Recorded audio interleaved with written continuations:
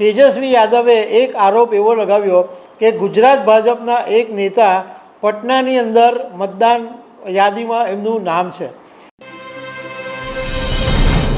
કોંગ્રેસ નેતા રાહુલ ગાંધી છેલ્લા કેટલાક દિવસોથી ચૂંટણી પંચની પાછળ પડી ગયા છે અને ચૂંટણી પંચ પર આરોપ લગાવી રહ્યા છે અને ખાસ કરીને બિહારની અંદર જે સ્પેશિયલ ઇન્ટેન્સિવ રિવિઝન સરનો જે ચૂંટણી પંચનો એટલે મતદાર સુધારણા યાદીનો જે કાર્યક્રમ છે એનો કોંગ્રેસ સખત વિરોધ કરી રહ્યું છે। હવે આની અંદર આરજેડી નેતા તેજસ્વી યાદવ પણ હાવી થઈ ગયા છે અને પ્રેસ કોન્ફરન્સ કરીને રોજબરોજ ચૂંટણી પંચના જે પણ લોચાવાળા કામ છે એ સામે લાવી રહ્યા છે। હવે તેજસ્વી યાદવે એક આરોપ એવો લગાવ્યો કે ગુજરાત ભાજપના એક નેતા પટનાની અંદર મતદાન યાદીમાં એમનું નામ છે। તો આના વિશે હું તમારી સાથે વાત કરીશ। મારું નામ રાજેશ શાહ છે અને તમે જોઈ રહ્યા છો ગુજરાતના સૌથી મોટા ડિજિટલ ન્યૂઝ પ્લેટફોર્મ ખબરછે.com। બિહારમાં 2025ના અંતમાં વિધાનસભાની ચૂંટણી છે અને બધી જ પાર્ટીઓ સામ દામ દંડ ભેદ અને જેટલા બી શક્ય સમીકરણો છે એ બધા ચોકઠા ગોઠવવામાં આવી રહ્યા છે। ચૂંટણી પંચે જે સ્પેશિયલ ઇન્ટેન્સિવ રિવિઝન એટલે મતદાર યાદી સુધારણાનો જે કાર્યક્રમ બિહારમાં મૂકેલો એને કારણે કોંગ્રેસ નેતા રાહુલ ગાંધી વિરોધ કરી રહ્યા છે અને હવે તેજસ્વી યાદવ પણ સામે આવ્યા છે। તેજસ્વી યાદવે ઘણા બધા એવા કાર્ડ સામે લાવીને મૂક્યા કે એમણે હમણાં 2 દિવસ પહેલાં એવું કીધેલું હતું કે બિહારના નાયબ મુખ્યમંત્રીના વિજય સિન્હાના 2 મતદાર કાર્ડ છે।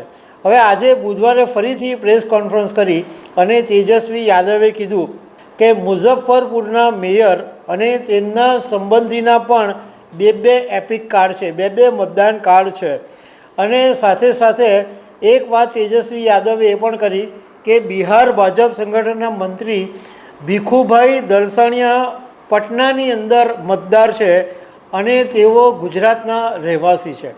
જોકે તેજસ્વી યાદવે એક વાતની એ સ્પષ્ટતા બી કરી કે ભીખુ દલસાણિયા પટનામાં મતદાર છે પરંતુ ગુજરાતમાં એમણે જ્યારે છેલ્લું 2024માં મતદાન કરેલું એ પછી એમણે ગુજરાતમાંથી મતદાર યાદીમાંથી એમનું નામ હટાવી નાખેલું।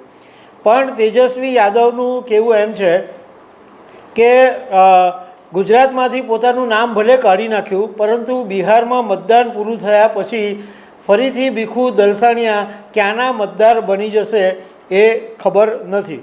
બીજું તેજસ્વી યાદવે ચૂંટણી પંચ પર એ આરોપ મૂક્યો કે આટલો બધો હોબાળો વિપક્ષ મચાવે છે એમ છતાં આજ સુધી ચૂંટણી પંચ એક પણ પ્રેસ કોન્ફરન્સ કરી નથી અને 65 લાખ મતદારો કાઢી નાખ્યા એ બહુ મોટું પગલું છે અને એને કારણે વિપક્ષને મોટું નુકસાન થઈ શકે છે।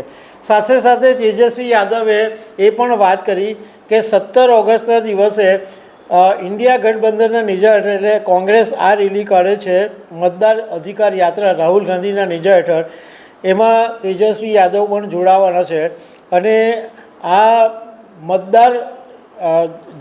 મતદાર અધિકાર યાત્રા છે એ જે ખાસ 50 વિધાનસભા બેઠકો એવી આવે છે કે જેમાં એ લોકોને ફાયદો થઈ શકે એમ છે એ વિસ્તારોની અંદર યાત્રા ફરવાની છે।